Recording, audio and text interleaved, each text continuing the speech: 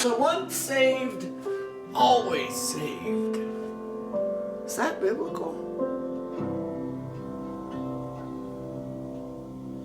The Lord is my shepherd, I shall not want. In green pastures he makes me lie down.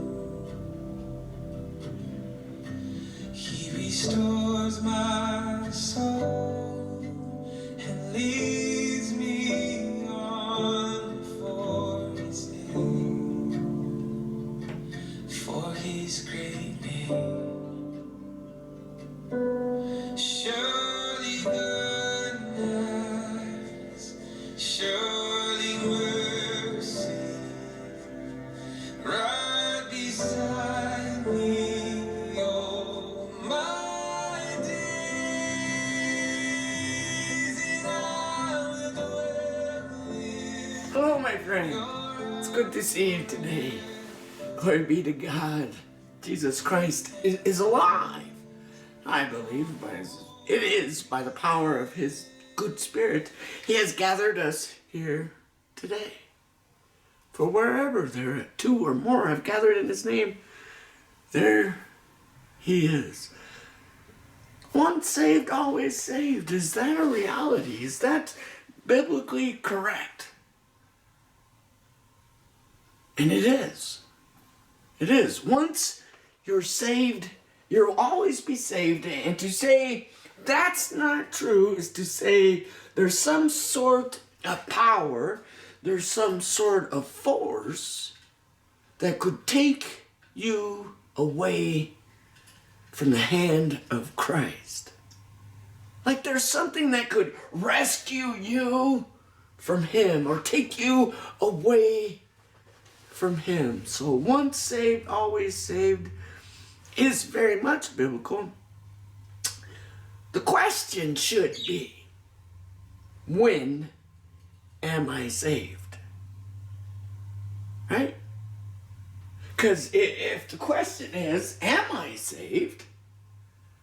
And am I saved tomorrow or 10 years from now or 20? And once I'm saved, but am I saved? And am I doing the things that are creating salvation for me?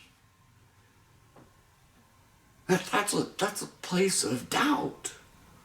It's like a man with a boat out in the middle of the ocean without a rudder, and he's just being carried by the winds and the waves. That's a place of doubt.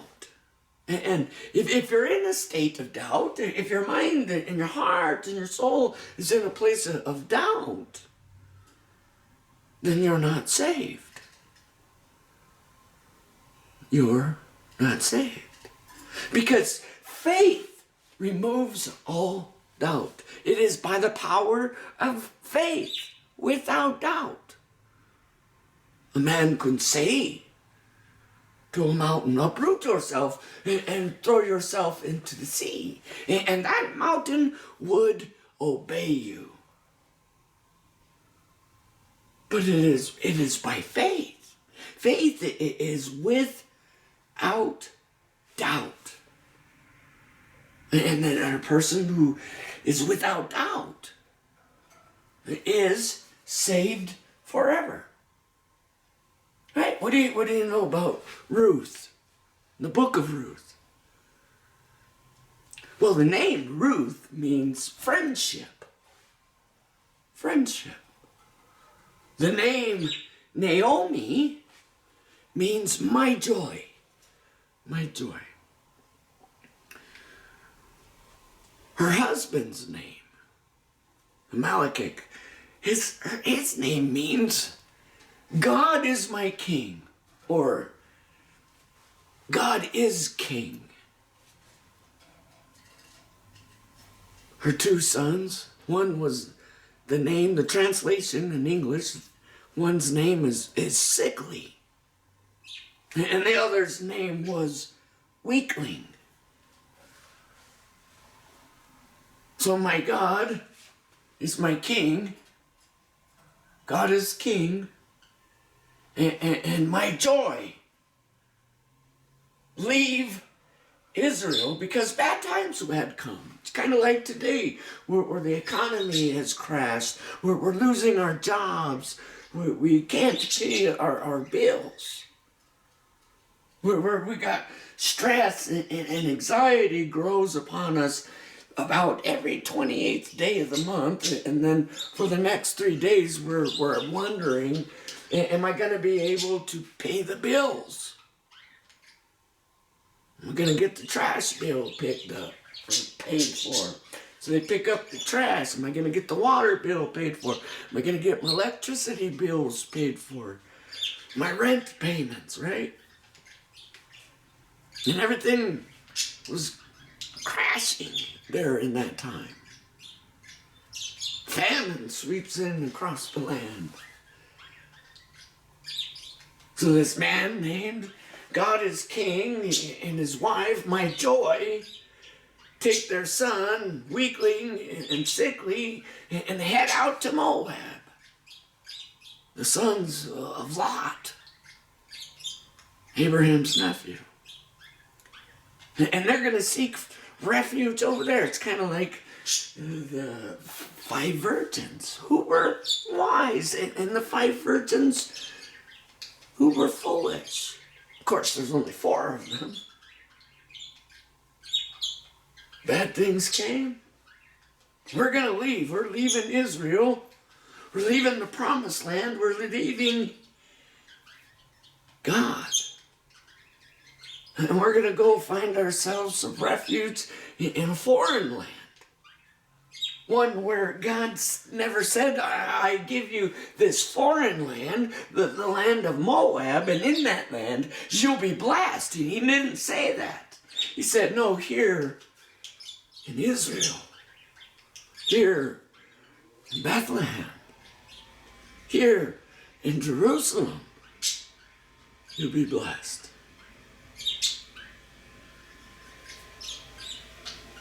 So like the 5 foolish virgins, they leave.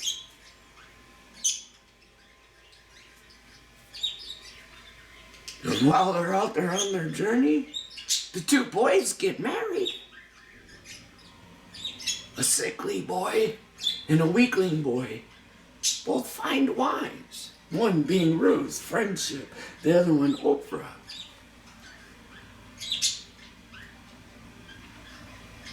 And all of her men, God is my king, sickly and weakling, all died in Moab. They all died. They all perished.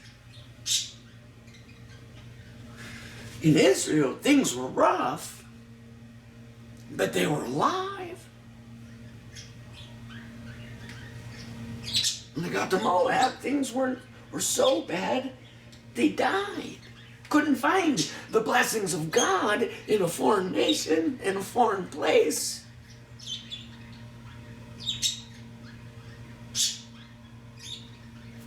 Naomi's in deep bitterness. All hope died with them 3 boys.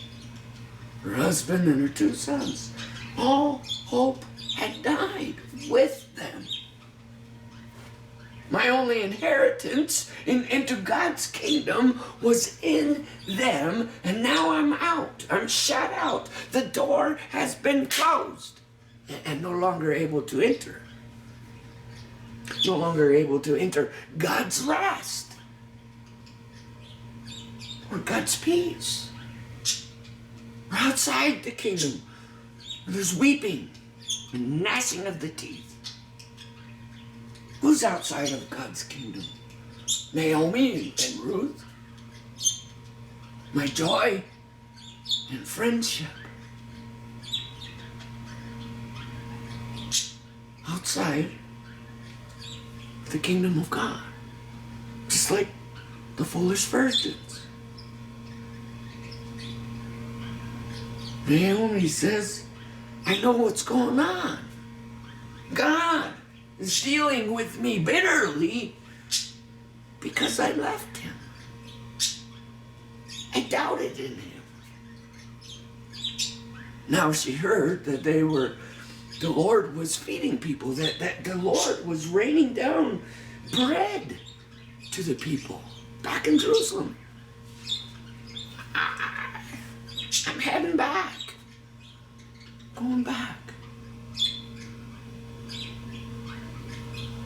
Ruth and Oprah says, we're going with you. Wherever you go, we're going with you. She says, no, you go back to your gods. You go back to your people. There you'll find comfort. The Lord is dealing with me bitterly. His hand is heavy upon me. I'm walking under a curse. Why would you want to attach yourself to me when the God himself has cursed me? Oprah kisses her and turns and goes back to her people.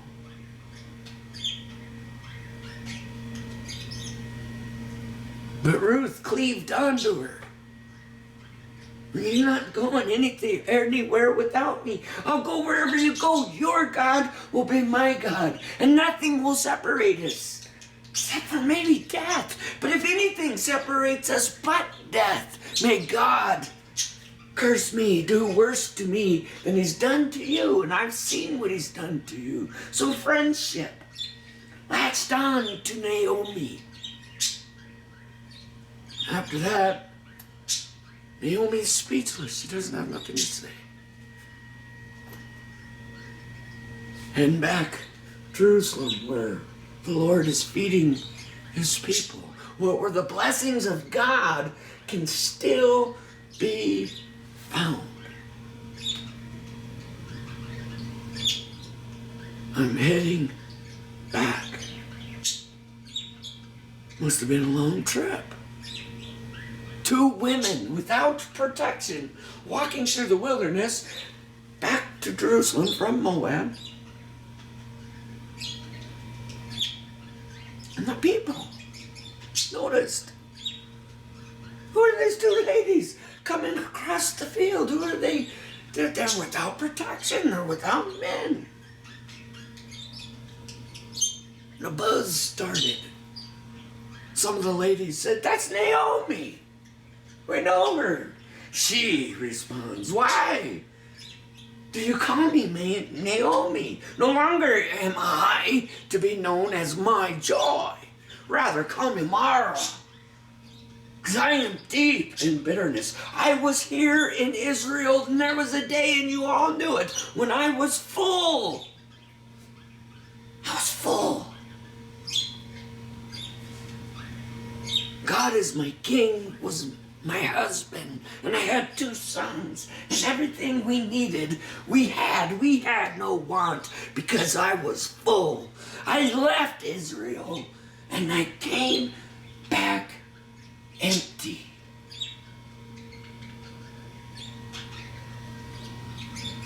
My hope and my joy has died in a foreign land. I am bitter to the soul. Ruth, friendship, joined together, cleaved together to bitterness. I will not leave you nor forsake you, not even in death.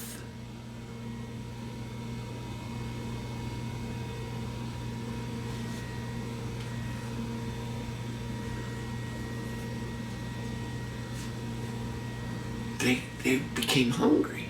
They don't have land. Maybe they found a little place to stay.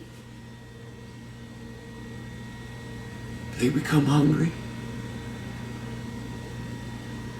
Ruth goes out and sees this huge field full of like barley and wheat and grain.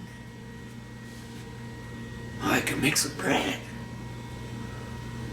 And when you're starving, a piece of bread is delicious.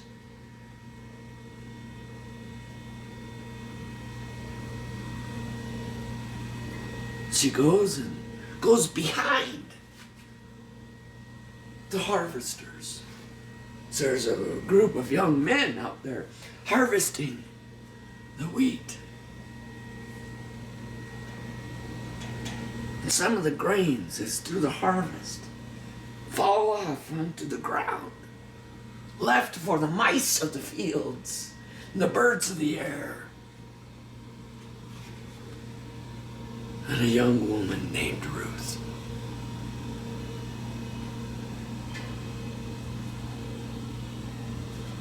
She gathers together a little jar full, enough for possibly a small loaf of bread. And immediately she takes it, friendship, takes it right to bitterness, and says, look, I was able to glean some grain left behind by the harvesters out in the fields. Naomi, seeing what she had gathered, after eating, gives some to Ruth. Where did you find this? In the field over yonder way. That's Boaz's field. He's a kinsman to us.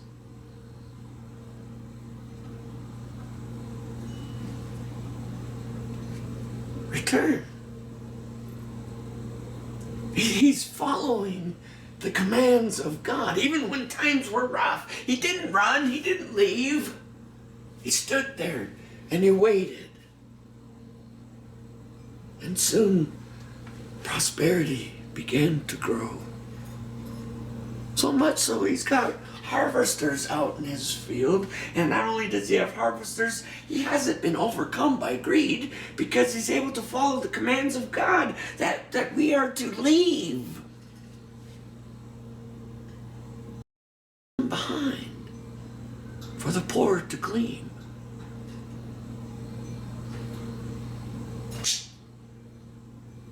For them to gather. For God is merciful. I brought you out of a land that had no mercy and placed you in a land where mercy was in abundance.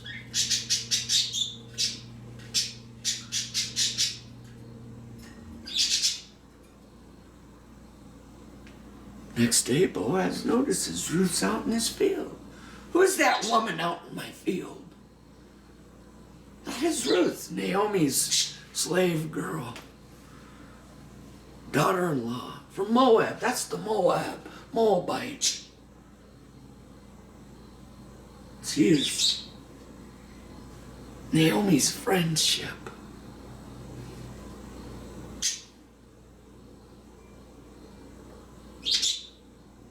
Leave her alone. In fact, leave behind a little extra so that she may easily have access to it. And they listened. They obeyed. You know, there's something in all the stories of the Bible.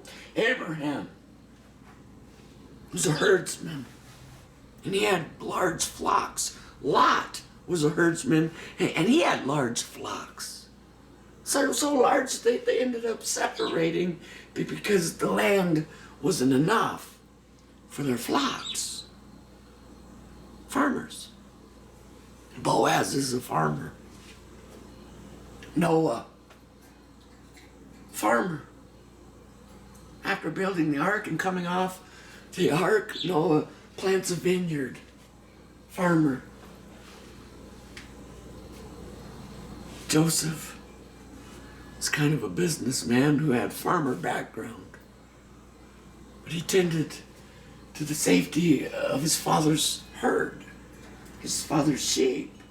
Even though all his brothers were in charge, he spied on them who were in charge so that his father would lose none. Isaac, herdsman. Jacob, herdsman. Jesus, sower of seed. All farmers.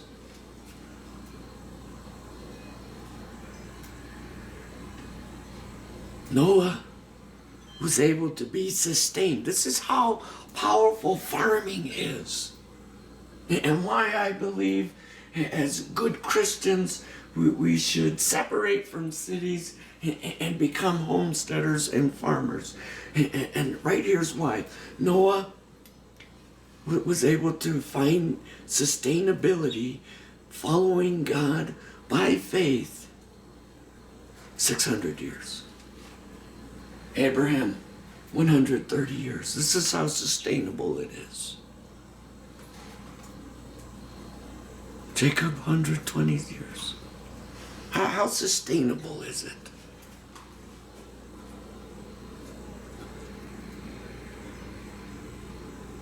How much comfort can you find for your families, your loved ones, your grandchildren, and the children who haven't yet to be born?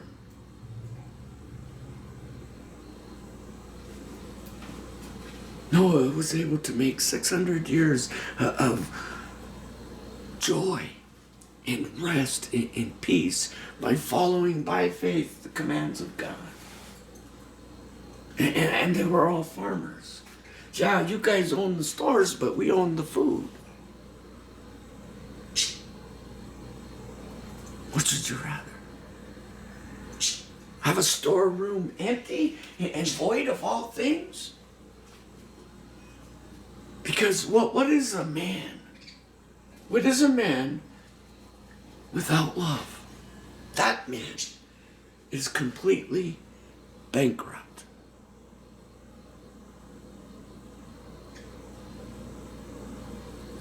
A man without love is completely bankrupt. Boaz is a man of stature, a man filled with love, and is everything and anything but bankrupt. Well known and honored amongst his elders and all the people of Israel.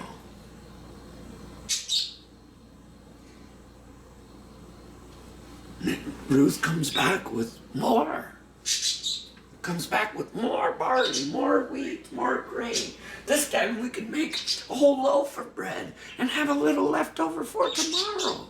Naomi sees the good and positive change that's coming through this.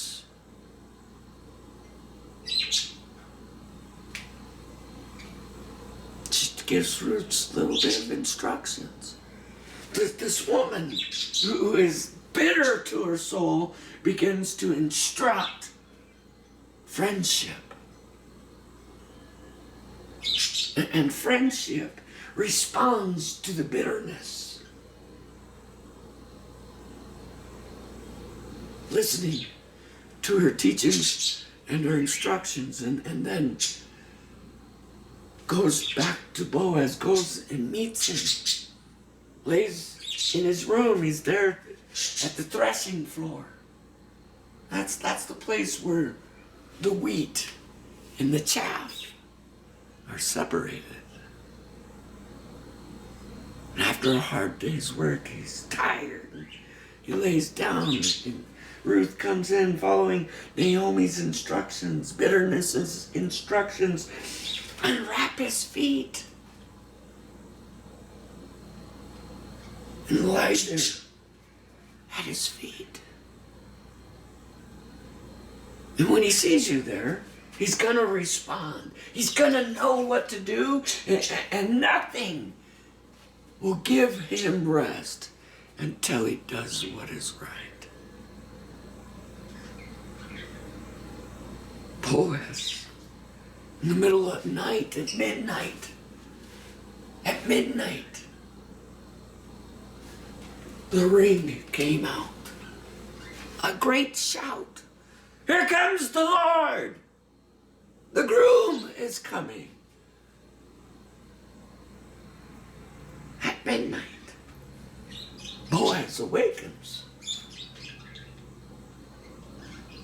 startled. What was that?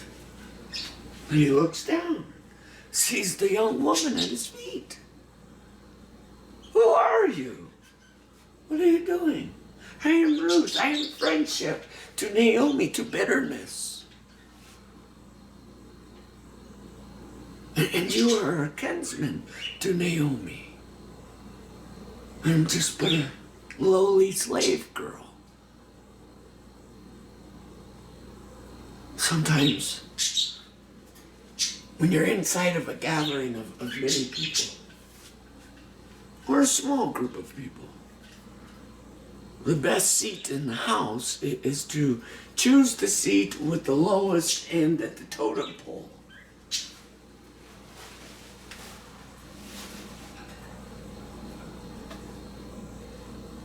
Maybe there we will find honor. Instead of being the tail, we'll become the head. But first, we've got to be willing to take the low position on the totem pole.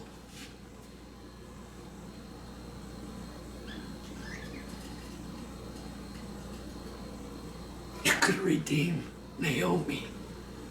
Says you could have chosen any man in the place. You're a beautiful, young, virtuous woman. I am old.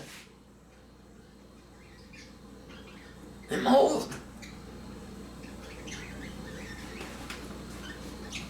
But you chose rightly.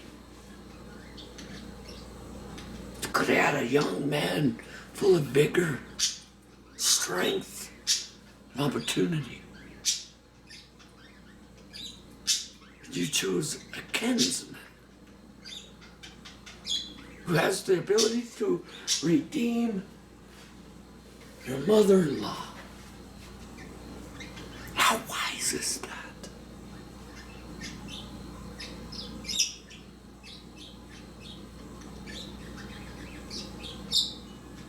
The word kinsman means literally redeemer.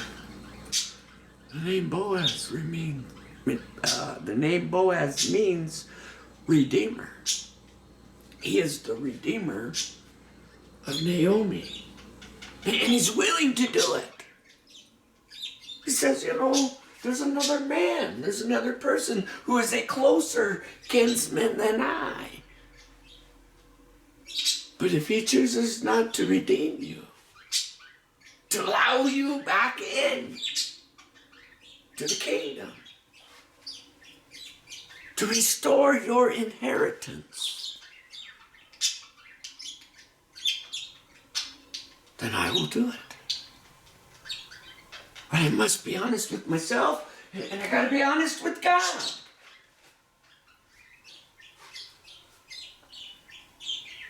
But I will find out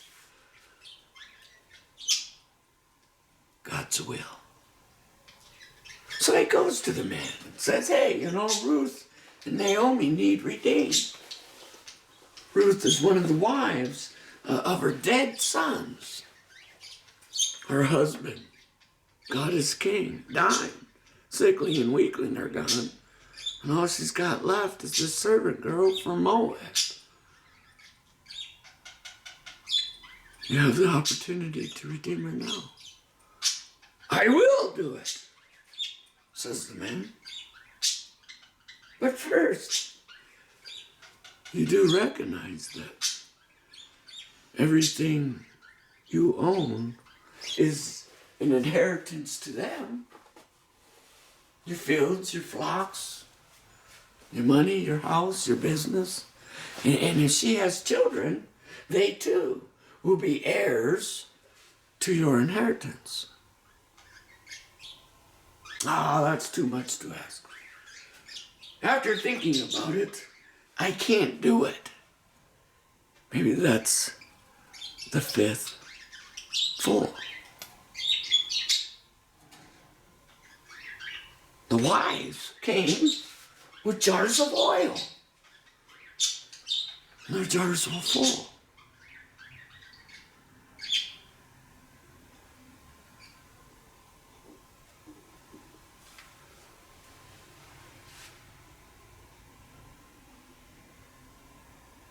Now,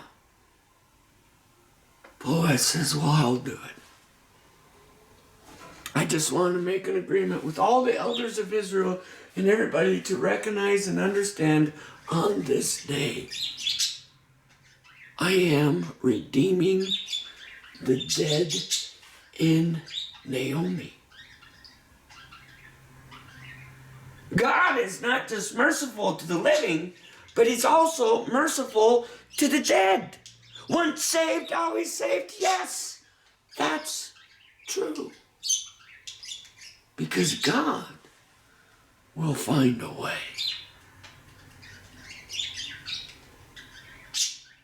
Nothing's impossible for him.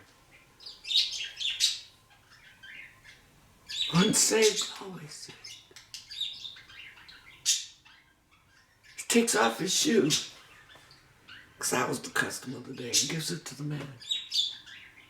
Another man takes off his shoe and gives it to Boaz.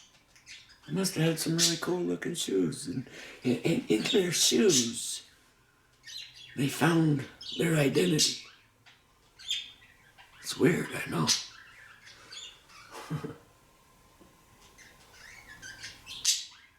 He ends up marrying Ruth, restoring life back to the dead through that which was lost, back to that which was outside the kingdom, in a place of weeping and gnashing of the teeth. I restored them back to the kingdom of God. By the power of what? His own will. I am willing to do this.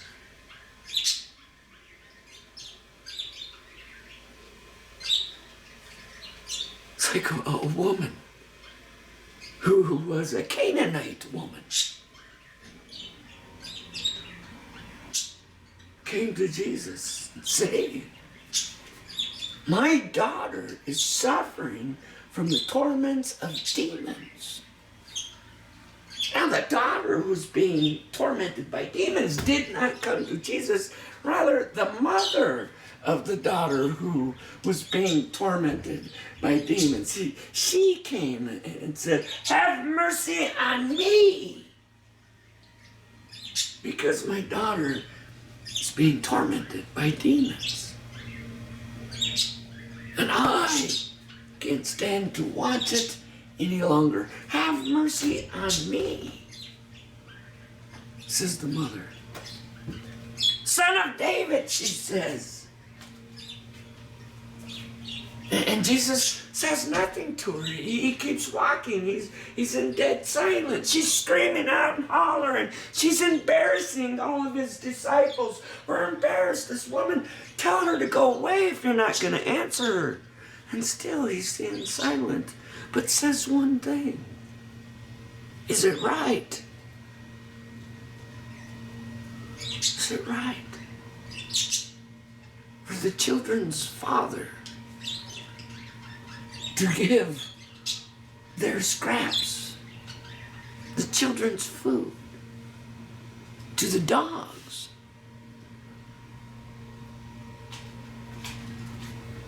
Yes, I understand. You're right. It is not right for a father to give his children's food to the dogs, but even the children give their scraps to the dog. What great faith you have.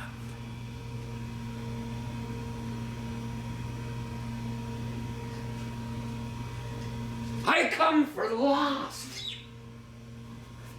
children of Abraham. What great faith you have. And at that moment, our daughter was healed.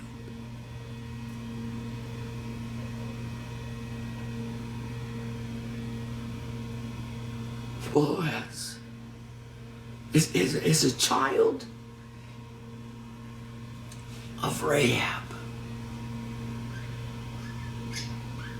Once saved, always say. Rahab was a prostitute. The city of Jericho. A woman outside the kingdom of God. But wisdom told her that God was with the Israelites, and we should fear them. We should have reverence for them. Because God doesn't have mercy on their enemies. Two spies come in. She finds favor. She shows them mercy.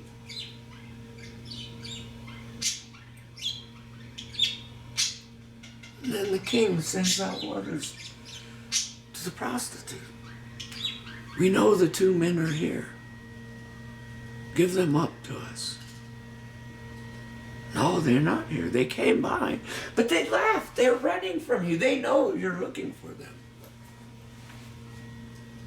All the while, they were hiding in the roof of her house.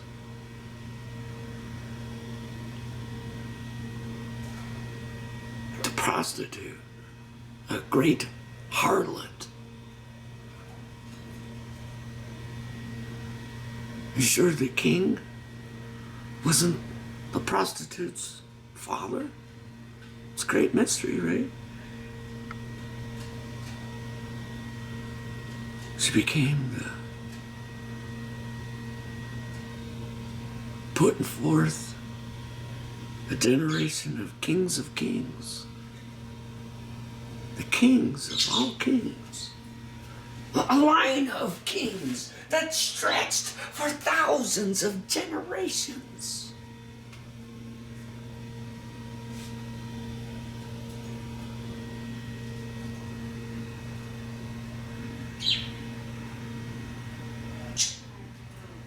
Will God save her?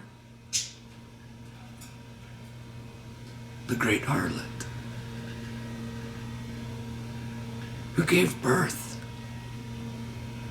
to the kings of kings.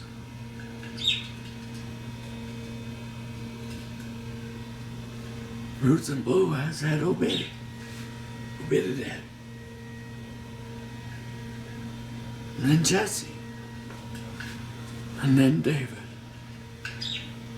A king who had a heart for God. Then Jesus, the seed that saved all men. Once saved, always saved.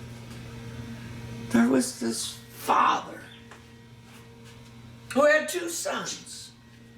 And the younger of the two sons says, "Father, give to me all of my inheritance and everything that I'm going to inherit once you're gone. Just give it to me now."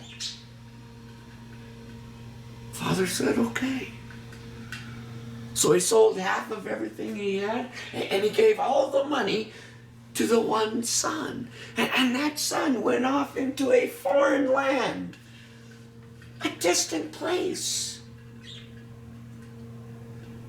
And there, he wildly spent all of his money on prostitutes and drunkards. And soon he was broke. Had nothing left. Now a great famine came across that land. He becomes hungry. Finds him a job feeding slop to pigs. But even in his work, the people who owned the pigs had no pity or sympathy for him. He's just a foreigner in a foreign land. The pigs found a blessing. But this man could find no empathy. He was hungry, starving, began to tell himself, I'm gonna eat the pig slop. And then sanity just, boom, turned on. And wisdom spoke in his ear. My father has servants, slaves. I have more than this. I know what I will do. Rather than eat the slop, rather than be in a foreign nation where nobody cares for anybody and everybody despises their neighbor, I know what I will do. I will go back to my father. I will say to my father, I have sinned against you. I have sinned against God, and I am no longer worthy to be called your son. But have mercy on me and allow me to be the least of all your servants. So he rolls up and he walks off, and there he's heading back home to his father. His father, seeing him way out there, far off, returning home, begins to become so excited. He screams out, kill the fattened calf, grab for my son the finest of robes. I'll be right back. I'm going to get him. And the father runs out to meet him with arms wide open.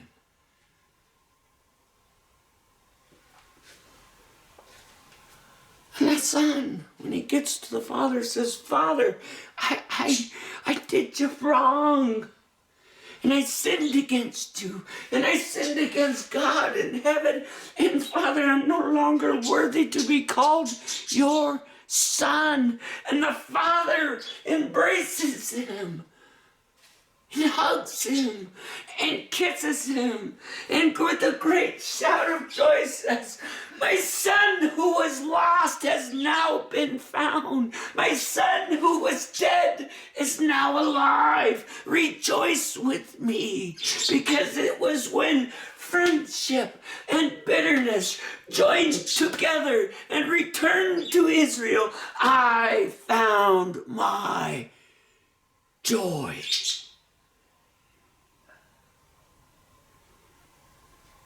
My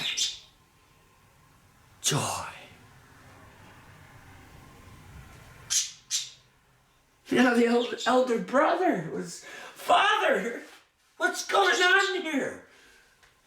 He heard the great commotion going on, saw everybody gathering for this festival, this great party. What's happening? Your brother, who was lost, has now been found. Your father is killing the fattened calf, has dressed him in fine clothing, and even placed his signet ring upon his hand. And we're going to the party. The son becomes angry. I've been here all my life and all this time with you, working for you, not against you. I didn't try to rob you of anything. This son of yours spent everything he had on wild living and lavish living, on prostitutes and drunkards, and yet you throw him a party? You have never thrown me a party. And the father says, but you have always been with me. And your brother, he was dead, but is now alive. He was dead, but is now alive. Come inside and rejoice with us.